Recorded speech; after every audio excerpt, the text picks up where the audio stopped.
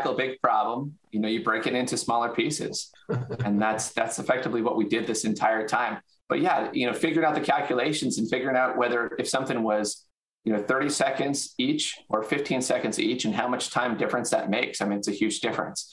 And I think that was one of the big pushes the entire time was how do we get operations streamlined enough to increase speeds in order to get this done, as quickly as possible. And there's always lessons learned in all this. If I was going to do this again, I mean, because it's the first time it's ever been done before. I think we're talking before you started recording, it was the first time in the United States. Well, it's the first time in the world, or I like to jokingly say the first time in the galaxy, but obviously that's a little, maybe a little bit silly. At least to the best of my knowledge, that's my knowledge. No one's contradicted me yet. I welcome someone contradicting me that there's someone else in the galaxy that's done more, but at least to the best of my knowledge, we're the only ones that've done an audit like this. And the first time, I mean, anytime you go back and look at something you did before, I can sit down and say, well, if we'd only done this, this, and this, it would have been smoother. And there's been some critiques that some people have put out there saying, well, why didn't you do it this way? Well, why didn't that way? You know what? It's some of those are good advice. Some of those I know for a fact wouldn't work because we tried something similar. I mean, just simple things like the tally sheet, like the number of times that tally sheet, when the individuals, we had 3 individual counters, they're counting blind as it went around the Lazy Susan table, and they had to mark their stuff on a little tally sheet. We went through at least 4 or 5 different iterations of that in order to make sure that things were accurate and could be done quickly. And some of the recommendations we've had people come up and look at our tally sheets. They say, hey, if you just changed it like this, it'd be faster. We're like, actually, that was our revision number 1. It doesn't work. The error rate is way higher.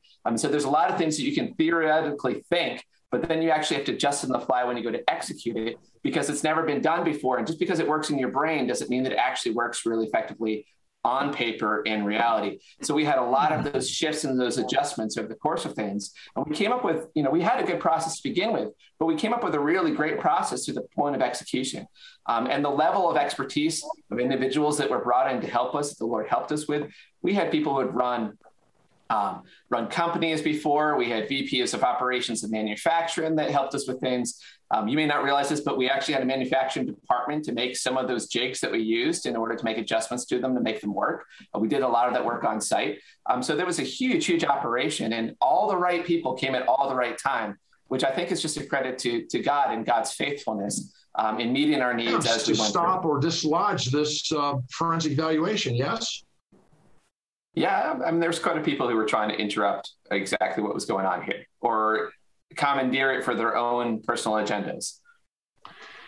And there was also just a tremendous amount of disinformation put out there. Based on my conversations with the guy who did the paper inspection, the Javon, there's no indication that there was 400,000 injected ballots from an airplane flight. Now, his report will be coming out here sometime soon, the next few weeks or so. And so we'll know absolutely sure. But at this point in time, based on my conversations, I believe we've proven that myth false. So there were components of his report that we did have in there. That I think there was about 3 or 4 findings associated with paper examination that originated from his team, the work that he did. But it was really, really important to the Senate and important to us that everything that we had was 100% defensible and 100% complete. And there were still a number of ongoing things that Javon was working on in order to finish his stuff. And just to be clear, the problem he took on is a really, really hard problem. Doing the artificial intelligence you need to identify paper types, to do tallies of things, to count things by precincts, to count things by folds. That's a really, really hard problem to solve that he took on. So it's not terribly surprising that he needs a little extra time here.